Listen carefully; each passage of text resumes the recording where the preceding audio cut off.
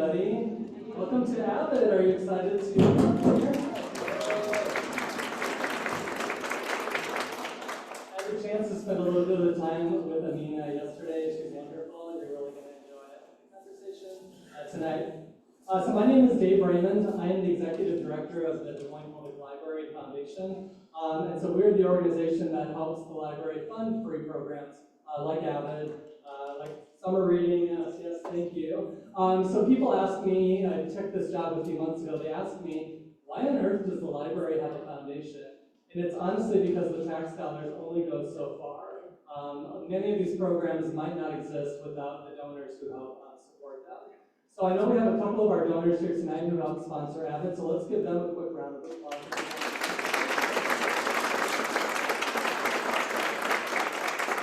We have Kareem John Fisher, and we have Kelly and Brad and Mr. That's here tonight as well. Just a quick bit of housekeeping for you. Your feedback on the AViD programs helps us not only make them better, but also helps us get funding for the programs. So if you would fill out that form and drop it off before you leave tonight, it really does help us. And then Newbery Medal books, as you probably know already, is here. So if you would need or want a copy of the book, you can go ahead and make that purchase here. 10% of your purchase will go to help support the library and its programs. And now I'm done talking, but I'm going to quickly introduce our moderator for tonight.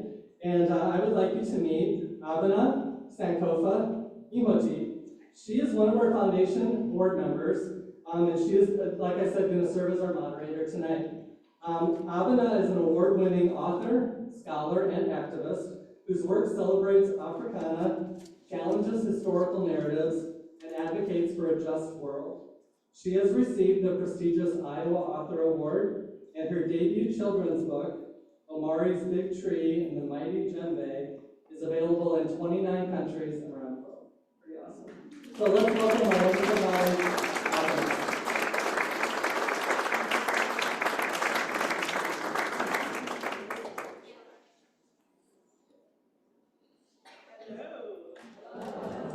Good evening. Give me a moment to get situated. I'm so excited. Are you excited? So welcome to tonight's AViD event, part of the Authors Visiting in Des Moines series. Again, I'm Abena Sankofa Imhotep, and it's my absolute pleasure to be here with you all as we welcome the brilliant Amina Luqman-Dawson. As a writer, I believe so deeply in creating narratives that affirm and educate and transform, and that belief is at the heart of my work. Is Sankofa Literary and Empowerment Group, where we create spaces for reading and discussion and cultural exploration that help us connect with our history and with each other. It's also what drives my conversations on Black and Privileged in America podcast. Super fun. And that's where we talk about power, love, and money in ways that push us to think beyond survival into thriving. So tonight, we get to celebrate a storyteller whose work does all of that and more. Amina Luqman-Dawson's Freewater is an extraordinary novel, one that brings history to life while giving young readers and old readers a vision of perseverance and freedom and possibility. We're going to talk about her creative process, her research, and the real-life history that inspired and informed her work. And of course, we'll leave plenty of time for your questions too. About halfway through the conversation, maybe a little more than halfway, I'll start reading questions from you. You'll find a question card in your chair that was on your chair.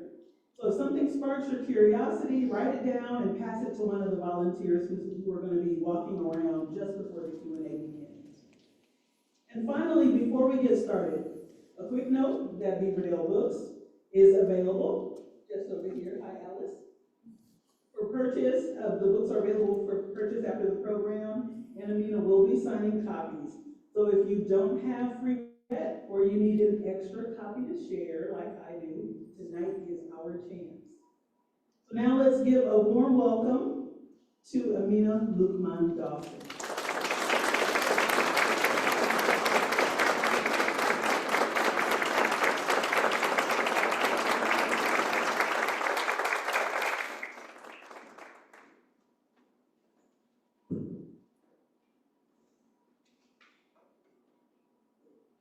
Can you hear us okay? All right. Wonderful. So I am going to read your bio. Whoa, check this out. Amina Luqman-Dawson is the Newbery Medal and Coretta Scott King award-winning and best-selling author of Freewater and the pictorial history book, Images of America, Americans of Petersburg. Her op-eds on race and popular culture have appeared in the Washington Post, the San Francisco Chronicle, and more. Freewater is a historical middle-grade novel about two enslaved children's escape from a plantation and the many ways they find freedom. It received universal acclaim upon release, racking up starred reviews from Kirkus, Publishers Weekly, Booklist, and on and on and on. In 2023, Amina became the first woman to ever receive both the Newbery Medal for Best Children's Book and Coretta Scott King Book Award, which recognizes an African-American author of outstanding children's books. Both prizes are awarded by the American Library Association. Amina loves using writing to tell stories and to build an understanding of race, culture, and community. She has a bachelor's in political science from Vassar College and a master of public policy from UC Berkeley.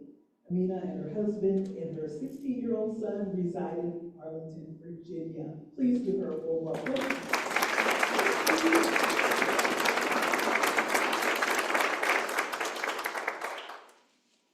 I told Amina earlier today that I had like 3 or 4 pages of questions.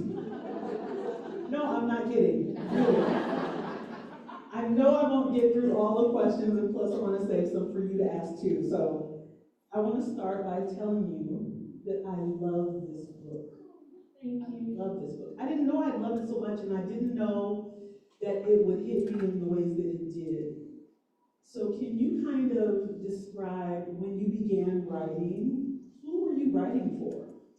Thank you so much. First, I want to thank you all for having me, and I especially want to thank the young people that are here for being here. Thank you. I see you guys there. And so when I thought about who I was writing for, it's interesting. I began writing a book, I think, is a process, and what might make you come to it might not always be the same thing that makes you finish it. And so I came to it about 20 years before it was ever published. And the idea for this book hit me like a bolt of lightning. Boom. And I saw it very clearly. 2 children escaping enslavement and finding themselves deep in the wilderness where they discover this hidden Maroon community. And I sat down and I wrote some things. And at that time, I was writing for the sake of creative moments. I was overwhelmed by the feeling.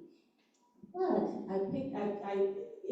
in that time, I wrote a chapter or 2, I researched a bit, and I dropped it, I put it down for, 10 years, 10 short years.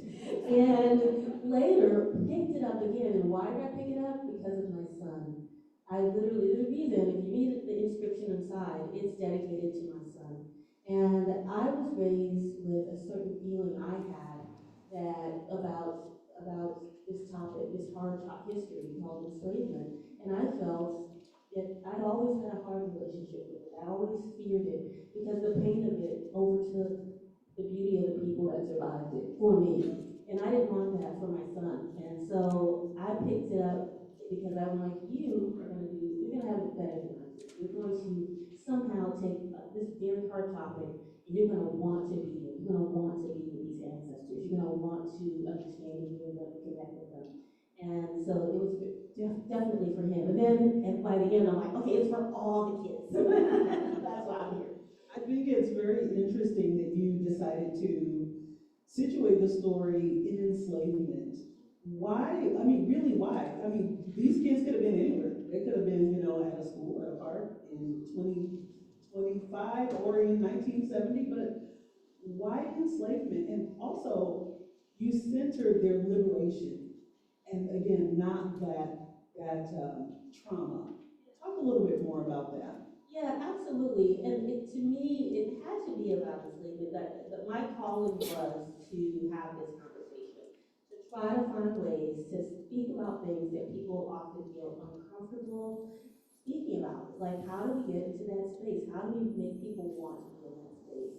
And that included me. I'm not excluding myself from that discussion. My fear, my own awkwardness, my own thing. And so to me it's a literal, it's like a literary trick. And it's not a trick, but a literary technique. In that once you have a maroon community, and speaking about maroons, who are able to figure out ways to live clandestinely in the wilderness, you automatically have a space of one, liberation, because they're creating that space, and two, you have a space where you can listen to the voices of the children that are going through this experience in real time. It's not as if they're in the north, where it's like, okay, they're in this free space. It's not as if they are on a plantation, because that's usually the dichotomy you have. Either you're on a plantation or you're in the north. And but in that plantation discussion, to me, at least as a kid, it was always a scary one. It always felt as though that those characters could be victimized at any point, traumatized at any point, and so it made me nervous as I would read a story. I would be like, okay, what's going to happen? When is it going to all go bad? And by having this literary moment where you have a maroon community where you can just, without any fear, listen to kids be kids. And yet they're still grappling with the very important topic of enslavement. So it was like a safe space, both for me while writing it, and I hope for kids and adults while reading about it. And so I wanted to find a way to have a conversation. So this was the dream, to be here with you all, to have you all here, and want to be in that space with me. So thank you. You're welcome. And I'm thinking really deeply. I'm like, I can't think too deep on my stage with Amina Luqman-Dawson. But the thing is this, like, you made enslavement, for lack of a better term, accessible to everyone. That's a huge thing. It's huge, and it's so weirdly cool. It is, and I know there are a lot of us who grew up learning about the history of slavery, and the people who were enslaved were always portrayed as having no agency, having no fight. So the intentionality that you put behind that is incredible to me. And then the idea of maroons and maroonage. So that was not a new phrase for me, but to see it in the context of a middle grade book was really cool. So explain to us maroonage, and then please help us learn, how can we escape today? Thank you. I appreciate that. It's so good. It's funny because I always say when I do a ton of school visits. That's a wonderful thing. You win the Newbery Medal, and you get sent to all sorts of schools, all sorts of places, all kinds of kids. It's fantastic. And the number one comment that can just sort of gets me, and I'll hear it regardless of the most urban school with all black kids or the white school with most, but it doesn't matter. They'll say, I want to go to Freewater. And I'm like, really? Are you sure? I'm like, you understand the time and the place we're talking about here. It's not an easy time. It's not an easy place.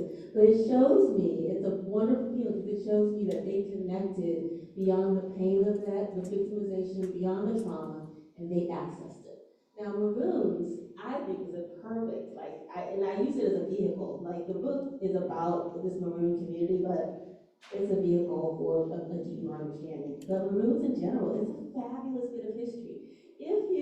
Now, we don't talk about maroonage here in the United States very much.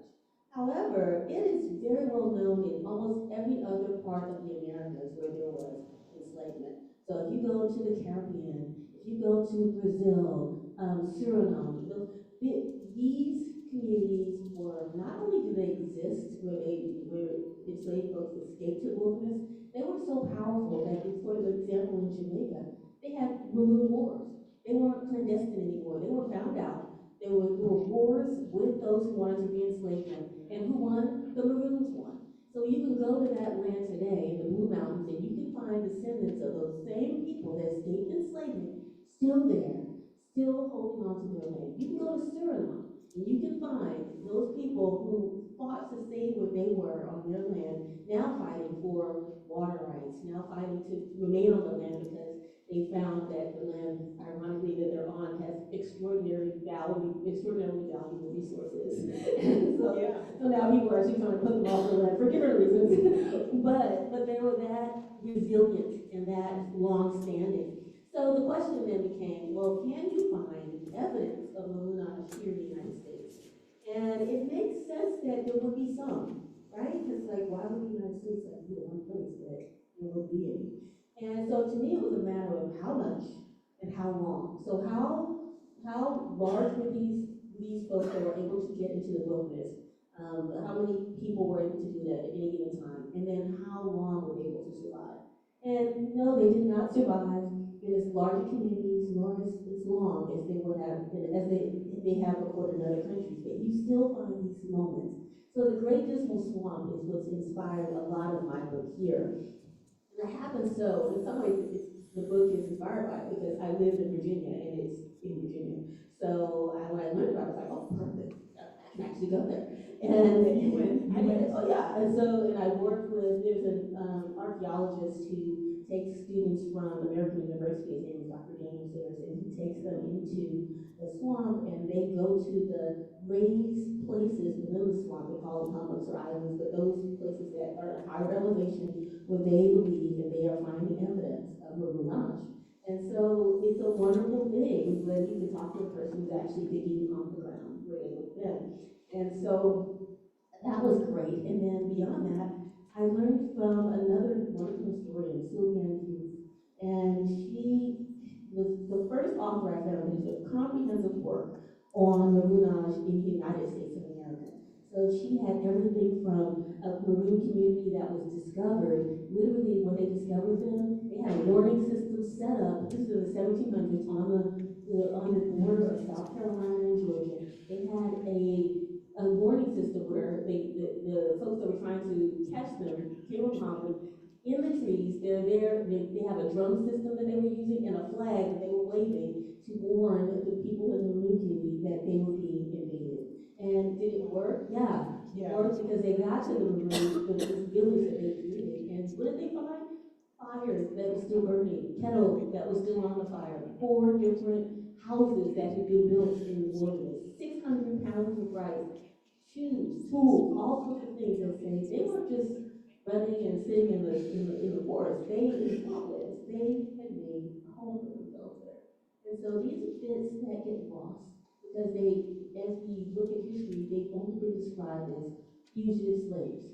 These are just fugitives. And so when you look at it from a different lens of like, were they there, where were they, and how did they survive? You get more, you get a richer history, and I'm so grateful for these historians that ask that question. Another thing that I love so much about Freewater is that the children, the characters, all have names. They have identities.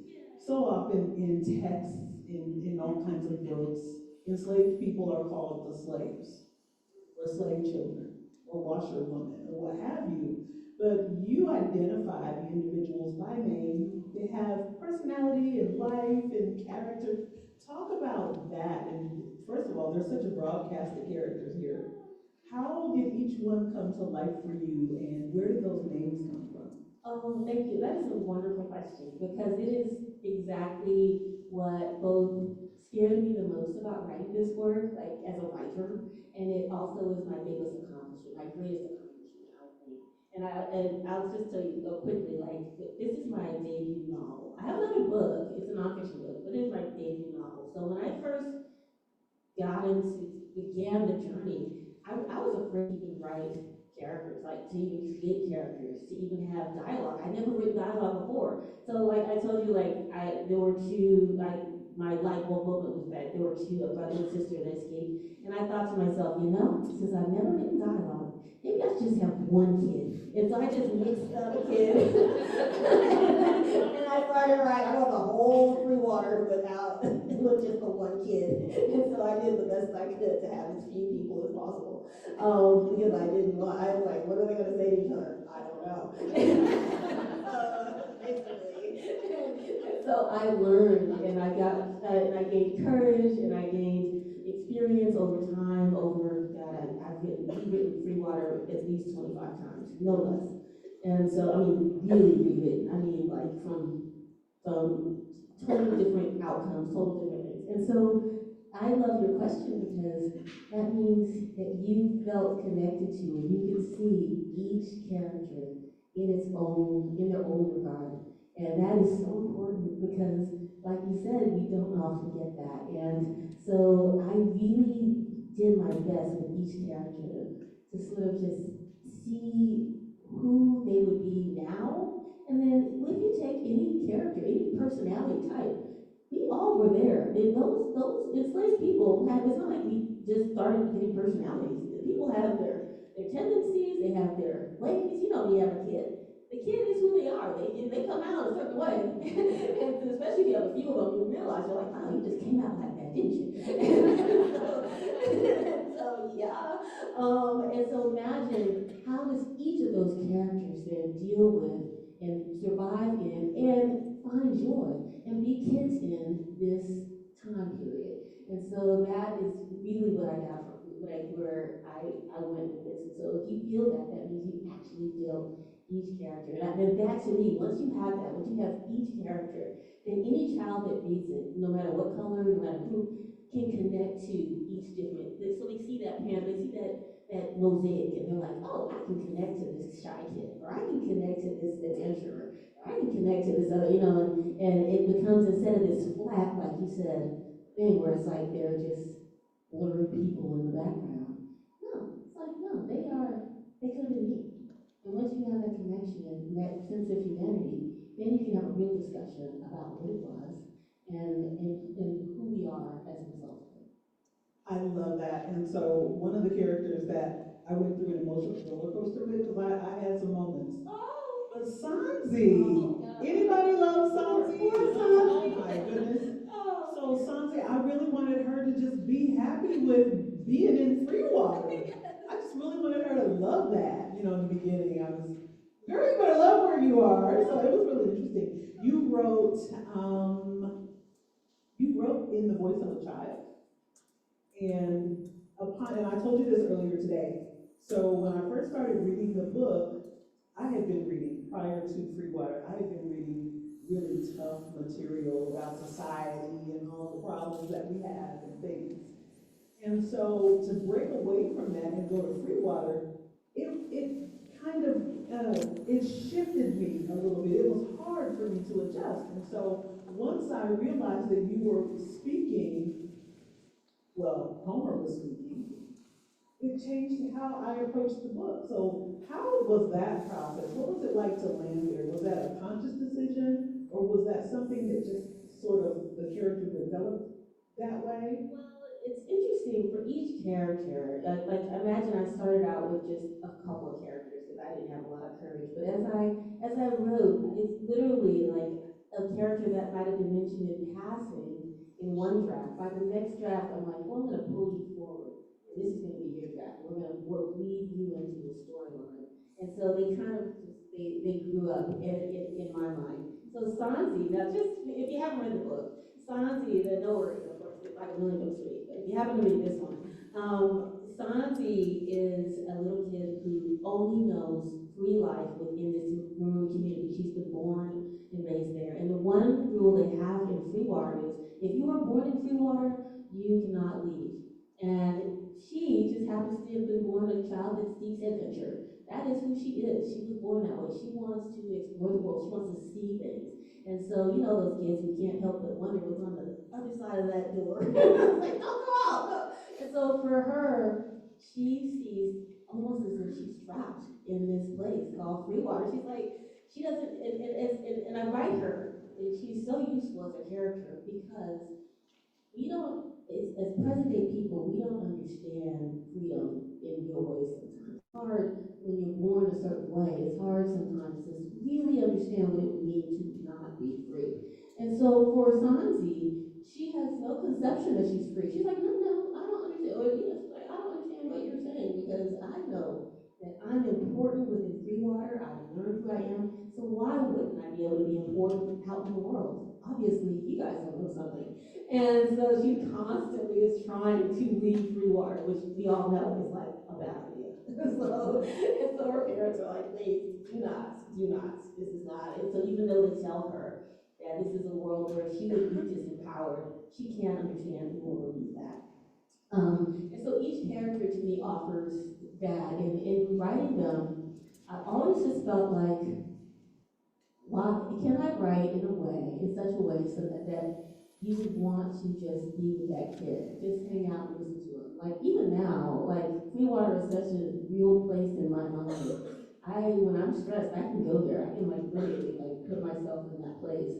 And I'll visit a character or two, and usually Santi, to see like what trouble she's in. And it's something with her, she gets into so much trouble, but it allows you and reminds you as you're reading this book about enslavement, what does freedom look like? Because she is free. She might not know it, but she is, and that's usually when you really are free. You don't even know it. Wow. So that's maroonage. Yes. In a sense, that's maroonage. So when we're talking about Homer, would you consider Homer your main character? He wants to be invisible. He doesn't want to be seen. He's 12 years old and he wants to move through the world without anyone noticing. Talk to me about what message that you want readers to take away from Homer's journey with being visible and being present, and then he does have a transformation later. It is true. And for Homer, his survival mechanism, because everyone has a different kind of survival. Everyone is both, as you read the book, hopefully you'll see like each person is in some way harmed by the system, and each person has a way that they have learned to survive the system and to still be a child in the system. And so he decides, oh, okay, I'm going to take power, and my power is no one can see me. He's like, because any attention for him is not good. He's like, even good attention can turn bad as an enslaved child on a plantation. And so that's what he does. He finds ways to disappear himself. And we watch him when he goes to Freewater, where once he gets there, they're like, hello, that's not living. and especially with a character like Santi, she's like, you gotta be kidding me. And so he learns what it is to find his own voice and to find that he matters, find out that he matters. And of course, once he finds out he matters, he wants to do big things. And I think for any kid, and this is regardless of whether or not you're dealing with enslavement or not, I thought it was a wonderful thing because there are lots of kids out there who are functioning in ways where they just, at some point, in some way, they want to disappear. That is their coping mechanism. And I've actually had a mom or two come up and say that, like, my kid, this is a really good character for my kid, because they constantly are trying to figure out how they can be wallpaper. And I understand that. I might have even had some of that in me as a child as well. And to see him go through that journey of becoming really the person that rescues and saves them all, in a way, it's fantastic. Thank you for that, Nina. I know we're getting ready for some audience Q&A. I have a question or two more that I'm going to ask, so make sure that you pass your question card to the volunteers. I feel like this book is useful for not just parents, but also for educators. Not only do you make the idea and the very real reality of enslavement accessible, but the ability to talk about it in a way that kids can understand, make that accessible. So did you imagine, or could you have imagined that parents and educators would find that kind of use for Freewater? I hoped that would be the case. By the time I finished it, at the beginning, I really just saw it as a story I was going to read to my son. But by the end, I was like, wow, maybe. And I wanted bigger things for it by the end. And I do hope, and my dream is always that there are teachers out there who are redoing this as a read aloud with their students, and so they're able to just walk through this journey together. And then there are parents out there like myself with their children who want to have that journey as well with their bedtime story. And so the whole time I wrote this, I was thinking about me and my son and our bedtime story time together. Like, I'm gonna read it to him. It's gonna be beautiful. And of course, it took me 10 years to write it. So by the time I was done, my son was like, that's a no. You're not reading this to me. So I missed my window. Let's say that. It was real painful, actually, just that window. But I do wish that for of saying, like, how do we know that this is something we want to connect our students to and our own children to in some way. Like, we know, like, it mattered. It's something, and trying to figure out how to make it matter for your kids in a way that to let them know that, yes, it was a hurtful system, but not, to not hurt them as you tell them that story. Like, trying to figure out some way to make it right for them, make them know that it was important, and make them know that the people that went through it really mattered. My dream is really to hear is that is to offer teachers that mechanism and have kids really enjoy reading it. They're like, oh, like not having. I always picture this. Okay, this is kind of. I'll tell this to you guys because like my agent isn't here, but I did not picture that Freewater would be like a very popular book among kids. Period. I was like, what kid's gonna walk up and be like, oh yeah, that looks like the story. But I always thought of it as like, this is like a boomerang story. It's gonna be the story where the teacher will be like, I know, we're gonna start this, and the kid will be like, I guess. Or when a parent says, like, oh, okay. But the kid, after it's done, will be like, oh, that was fabulous. And so I always felt, when you don't say that in front of your publisher or your agent, because they're like, no, you're supposed to say it's gonna sell. I was like, I didn't think it was gonna sell. But I did feel like once it would be a book there that kids would be so happy with too. And so I count on adults more than anyone to bring this to kids. And so that's why I love doing these things. So, a question from the audience.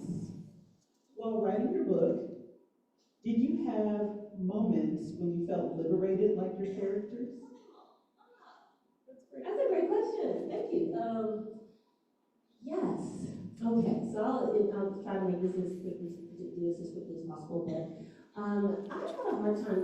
When I say I had a hard time with this topic, it's true. Like even going to visit a plantation was very difficult for me when I first started this book. I remember when I first started even thinking about doing it, I went to a plantation in Virginia, not far from our home, and I couldn't. It was just hard. It was like we went through like the outdoor areas, and we were going into the big house, and I was just like, yeah.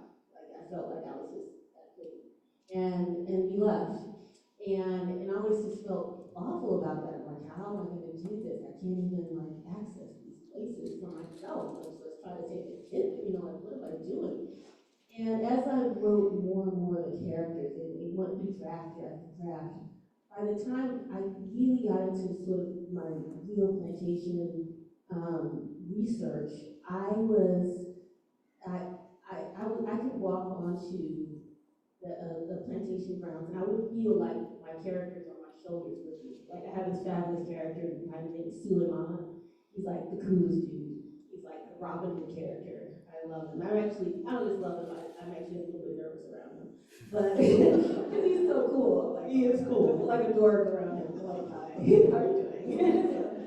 But he was on one shoulder, Homer's on the other. So I had gone through, right as I wrote it, I went through my own healing process. I went through my own sense of liberation and when it came to dealing with this topic, where now I can engage. I spend a lot of time reading about this time period. I spend a lot of time engaging with the facts. Now that I've had this story in my heart, the facts are much easier for me to consume. And they are hard facts, but they come with this sense of knowing and peace that I got from having written this book. Suleiman is also one of my favorite characters. I feel like, especially because he insisted on his freedom. He asserted his humanity, even at the cost of a few fingers. And so that reminds me of other characters in popular culture media that have escaped and run and have had to leave a limb or a foot. So what do you think it is about losing something or sacrificing for your freedom? And I love the way you call it self-emancipation.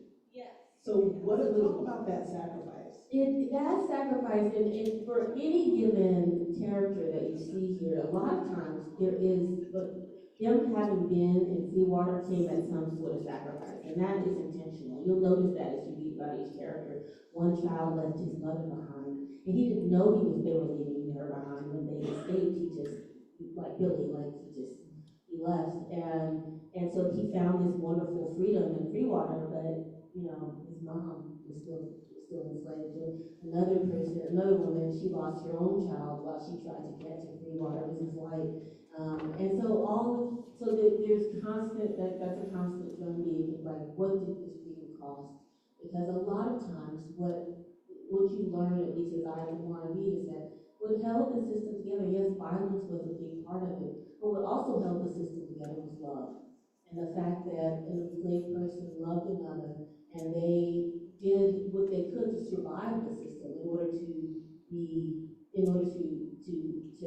protect those that they loved, to be with those that they loved. And so, so to me, that sense of like, oh well, how do you think about liberation? How do you think about these topics without in a deep way, to me was, let's keep bringing the characters forward and keep showing that there's complexity with each thing you sacrifice. With each freedom, there's complexity, and it matters.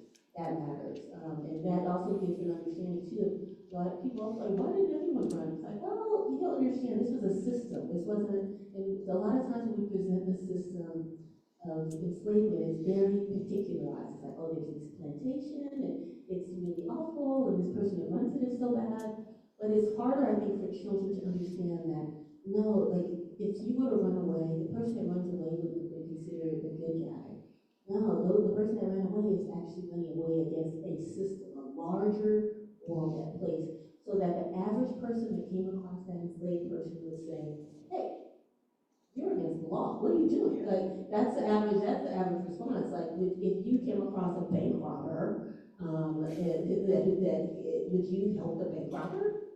Most people would not. Because it's against the law to rob banks, even though the banks themselves, the way they got their money, the way they do their things might not be great, but it's against the law. And so that idea of like, what is liberation? What does it mean? And what do you sacrifice? It's a very big topic for me, and I'm so glad that you asked that. I'll keep going forever. And I could listen forever.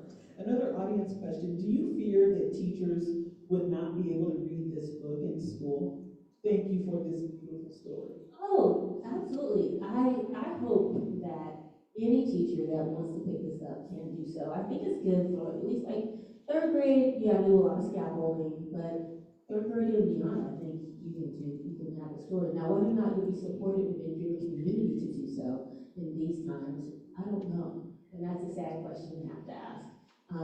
But I think that it is right for telling and doing, and I've had amazing feedback from teachers that have done it with their kids. They do it not just as part of a literary thing, like in English, but they'll also put it into social studies, and they'll do, like, I've seen all sorts of ways that they've used it across genres and themes, across subject matter.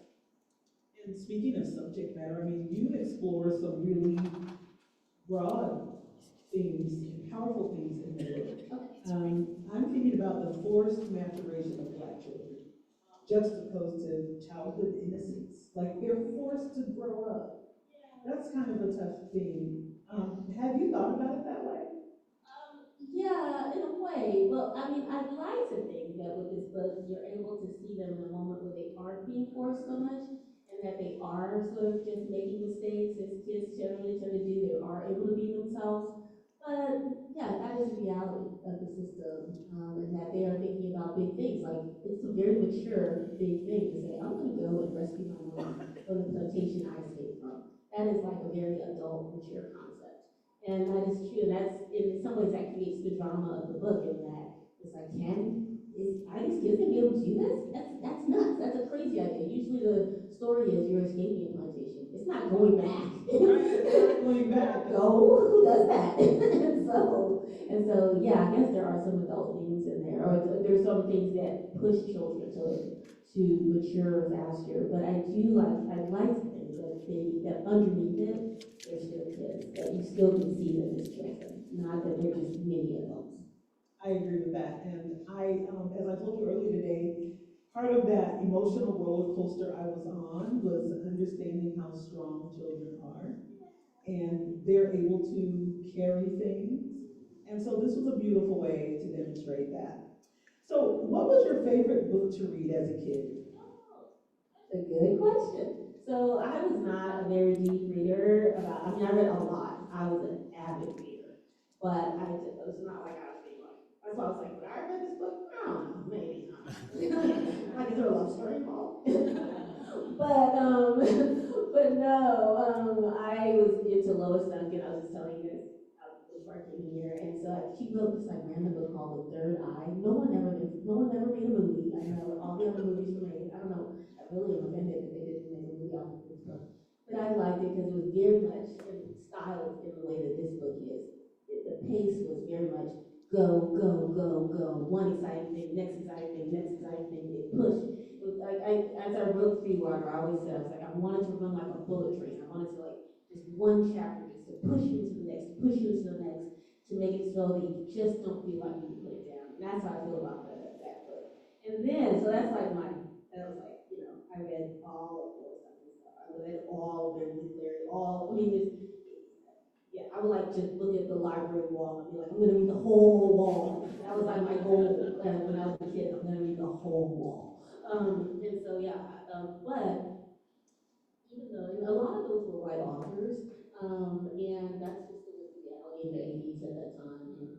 But my mom, interestingly enough, she's like, Abena, she says, I had this book, and maybe because it was a Newbery Award-winning book, it was Rolling Thunder Hear My Cry by Mr. Taylor. And it was in our house. We didn't have a lot of books in our house. Ironically, like we were library rats. We love to hear that part. Yeah, like that was it. We couldn't afford to buy a lot of books. And so my mom would take us to the library, we get a big stack, and we go home. And so, but one of the few books, I don't even know how or why she had it, maybe because it was a very book, was Rolling Thunder Hear My Cry. And I read that book, and she was telling me, she's like, maybe you should read that book. And at that time, I'm a kid, so I'm like, absolutely not. I'm not gonna be able to tell you what me. And so that just wasn't how if I could be contrary, I would be. And so finally, one summer day when I read all the books, I was like, okay, fine, I'll read your little one book. And I loved it. And that's why I see it as a kid, like, an adult needed to bring me to it. And I loved it. And it's one of the few historical books I read while writing this, because that book showed me all these different characters, and it showed me just once again that panoply of like, I don't care if it was Little Man or Cassie or all the different little characters were each their own clear personality, and that I wanted to see reflected in this. So that's also my favorite book. So lots and lots of just fabulously superficial books, and then that. It sounds to me like public libraries were a lifeline for you, like they are for me even today. Like, I don't know, if there were no more libraries, I might not be able to take another breath. So, talk about your childhood library. Did you have a favorite librarian? Oh my God, did I ever? Yes, and in fact, I was raised in a relatively like strict household. Like my mom was very like, oh well, you can't watch this show, or you can't do. I couldn't watch The Love Boat, hello, like I couldn't even watch Fantasy Island. It was like really messed up, and so all those things I couldn't do. But when it came to books, she didn't care. She let me. She never questioned. As long as I had a book in my hand, she didn't care. So I was reading everything. I was like, oh, okay, cool. Like, I'll read Danielle Steele, cool. But one of the people that helped me know that was a librarian there at my local library, and I think I found her. I want to get her name right. I think her name was. Oh, well, I can't remember right now. She's an unsung hero. I couldn't remember her name, and then my mom remembered her name. It's not coming to me right now. My mom like, they were, I lived in Los Angeles, so we're many Puerto Ricans in Los Angeles. So she was like black and she spoke Spanish. So I thought she was like magical. I was like, oh my God, like, how do you speak Spanish? And so she was like, and she was like, she was very like, Amina, let's go. And she was like, we have to a library bookshelf, and she's like, what are you interested in? It was like, I felt like I was shopping at like, Versace or something like that. She's like, what do you want? Do you want like fast? Do you want slow? What do you want? Exciting, quiet? And I'm like, and I would tell her what I wanted. She's like, okay, good, come, let's go. She was like, pulling me the book, like from the shelf. She's like, what do you think? And I remember pulling one or two, and I was like, I don't know. And she was like, oh, excuse me. Thank you, put it back. She really helped me see that like I was the driver, unlike in my household, my mom was sort of like, don't watch that kid. She was like, I'm here for you. What do you need? And whatever you want to read, you're going to read. And so it was really a wonderful experience to have her. I'm so sad I can't remember her name because my mom finally found her after I won the Newbery. Because I wanted to mention her in my Newbery speech. And I was like, how do we find her? And we finally found her. She passed away the year after. Just the year I won, she passed away. And so I was really sad, but I wanted to thank her because it really mattered. I love the library, just for that, just for that. Wow. And speaking of your awards, I mean, can you share the story about how you were notified and your reactions? I love that story. Can you tell us how that went down? First of all, I should let you know that I was not at all expecting to win these awards. They said it was sort of like a nomination thing where you like part of a list.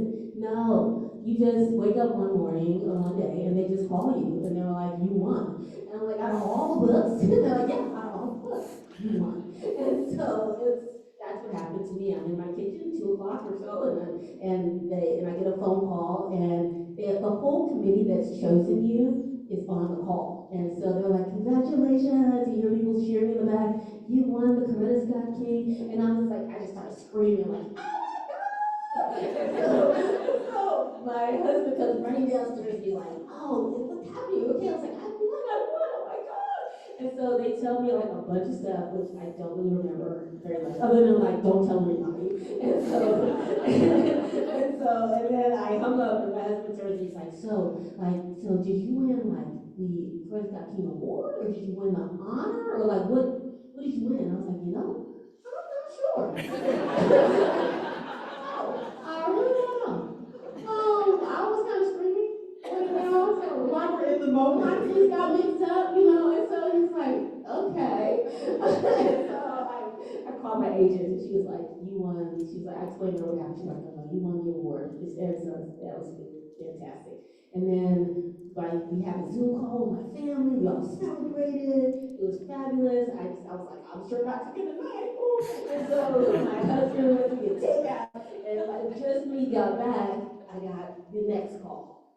And everyone again is on the phone. Congratulations! You won the Newbery Medal. I'm like, oh my God! And that one I just broke into tears and fell to the ground. I think I fell to my knees, and life has not been the same since.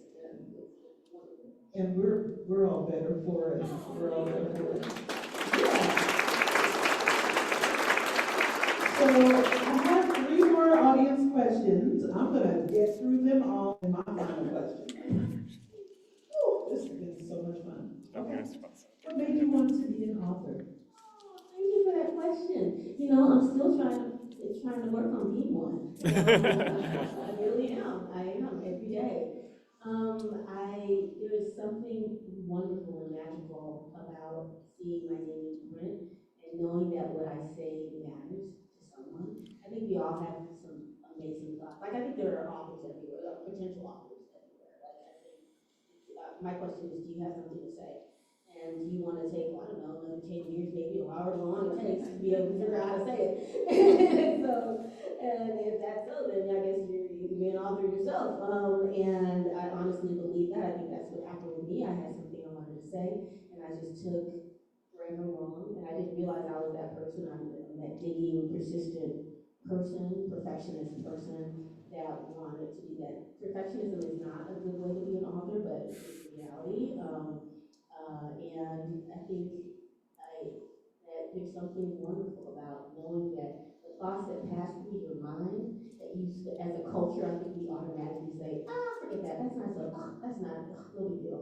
sure everybody thinks, no, it's that wonderful moment where you stop and you actually respect the thoughts that go through your mind, and you catalog them somewhere, and that becomes your writing. That writing can then become your published work. And so, yeah, I love that feeling. I love it, and I fight for it now. Keep fighting. The way you write, the way you wrote this book, I wondered what previous professional or otherwise experience kind of, informed how you wrote. That's a lot of chapters in that book. It is a lot of chapters. It is bigger than I thought. It's funny, when I first started writing this book, I thought, my goal was to write like a book the size of, y'all know those, the Magic Tea House books? Yeah, right? Because I read those to my kids, and so to my son, I was like, oh, cool. Like, I could write one of those. I was like, this person wrote like 40. I think I could write one. And so that was my goal, like to write like something about that size. And then once I started, it became, I'm like, wow, I have to do it. It got bigger and bigger. But I'm a policy person. I'm not, I mean, honestly, I was educated in that way, trained in that way. And you can see it kind of reflected in my work. You wouldn't know it, but in the policy world, you should be able to write a 2-page memo on any problem that's happening in the world, and you should be able to solve it in that 2-page memo. You should be able to both brief someone on it and be able to let them know ways in which, alternatives in which to solve it and why. And so it's a matter of taking these big concepts and distilling them down to exactly the essentials. And I feel like, even though this is a long book, it turned out to be, it is actually very distilled.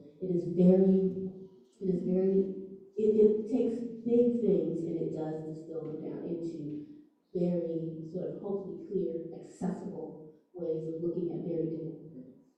And so I think that my policy work helped me be that way. It helps me be more parsimonious in my writing. It helps me to say what I mean and mean what I say, and get it out there, make it clear, and keep it going. And I don't take a lot of time in my writing for like, I don't know, sort of marinating in the words. And it's definitely meant to move, and entertain. I mean, that's ultimately what I want to move, entertain. It flows like the river. All right. As your son aged, did you change any characters into more of his personality? That's a good question. I've never been asked that question. No, I didn't. That's so good. No, it's funny. As he aged, I would just use him as like a little bit of a sounding board, just a little, because I actually had him read some of it once, and he was like so critical, like not cool. I was like, oh my god, I have to like keep this. This is not good. He's like too harsh, and so I would just like give him ideas that I was thinking of. I was like, thinking about using a snake, and like having a big snake, and he's like, okay, I think that's a thumbs up. I'm like, okay, good, thanks, enough, that's enough. I don't need more feedback, thank you. It's like a harsh critic, oh my gosh. No, but none of the characters changed as he aged. Freewater highlights the courage, strength, and self-determination of the Black characters. How does Freewater speak to the broader themes of Black freedom and resilience, especially today with the state of the world? Big question. That's a huge question. Yeah, it's a good one. I think we're all trying to answer that right now. I think the call is probably to continue to grapple with those ideas. Pick it up real fast just to make sure. I think that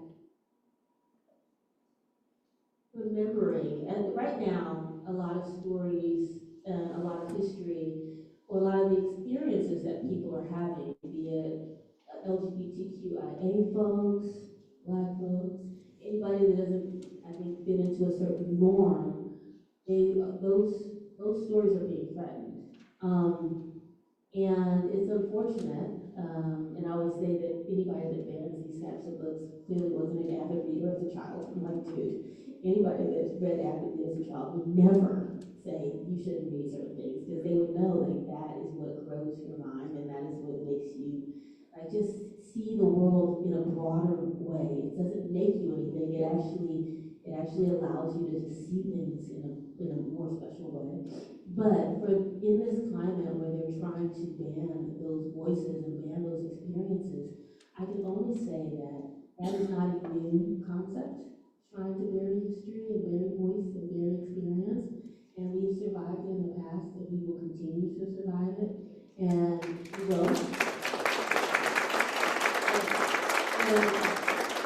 And anytime I do a presentation like this, I'm reminded that we will, that we are all here having this discussion. Anytime I meet a kid that's reading Freewater, I know that we will. And so I see it as it's a journey, and I didn't realize the journey would get this hard, to be honest. I didn't realize we'd be fighting for some basic things that we thought we already deserved and had won the right to, had fought for our right to have. But I do believe that we will outlast and this whole thing. It's us doing things like this, taking one book at a time, authors writing one book at a time, and sticking around. That is there. And also, here's one other thing that reminds me of self-determination. Part of why this is happening is because people are curious to have these discussions, and people want to be in this space, and people want to grow, people want to do better than we've done in the past. We want to be better people, and that scares, I think, a lot of folks out there. Not a lot, but a particular set of people out there. And that's the thing, I don't think we should overemphasize how many people this is and how many people are fighting to ban books. And I think that is also hopeful, and that they wouldn't feel threatened unless there's something already there. There's energy out there, there's a willingness to try to be better people, to just try, for my part, for all of our part, just to be better people, and to do better. And that self-determination, they can feel it, it's out there. And that's why I call this a backlash. I don't think this is backlash because something good was happening. Agreed.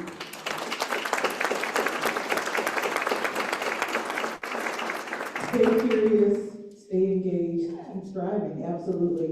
So my last question is, what's next? Is there going to be another Freewater? Freewater 2? Oh man, I wish I had chosen to do a Freewater 2 now, but no, I did not. I've chosen to do another bit of a new bit of history. I'm delving into a whole other thing. I don't speak about it too much. My mentor, she's like, don't talk about it too much, because then somehow it loses some of the power, or releases some of whatever it is you have. And I'm like, I don't think that's true, but I think it might be a little bit true. And so I am attempting to build all the characters, not all, but a lot of them. I'm taking one or two characters from here, and I'm attempting to build another world, and on a bit of lesser known history that hopefully will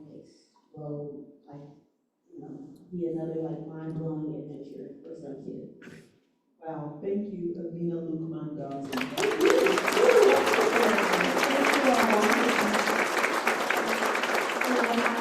you. I could not have asked for a better welcome to your community. I've had just the best time. From Aaron back here who's taking me around, to Dave here who's taking me out to see Misty Copeland. Hello. What kind of cool town is this? I just drop in and go, do you want to go meet Misty Copeland? I'm like, yeah. You guys have been wonderful, and it makes me feel very, very happy and hopeful when I can come to a place and feel this welcome and be this well treated by you and this well respected in my work. So thank you. Thank you. So I'm going to ask something of all of you before I read my script. Stretch your hand toward Amina. Stretch your hand toward her. And just say Freewater on the count of 3. 1, 2, 3. Freewater. Oh, thank you. So thank you. Thank you. Goodbye. Freewater is a gift, and tonight has been a powerful reminder of why stories like this matter. And to all of you, thank you for being here and for supporting the AViD series. These conversations don't happen without you and readers like you who show up, ask those really great questions, and keep our literary community thriving. So before you head out, remember that Amina will be signing books right after this. So if you don't already have a copy of Freewater, now's the time. Beaverville Books has copies available for purchase. And finally, mark your calendars. The next AViD event is coming up on Monday, April 21st, with best-selling author David Baldacci. He'll be at the Franklin Event Center. We'll see you there at the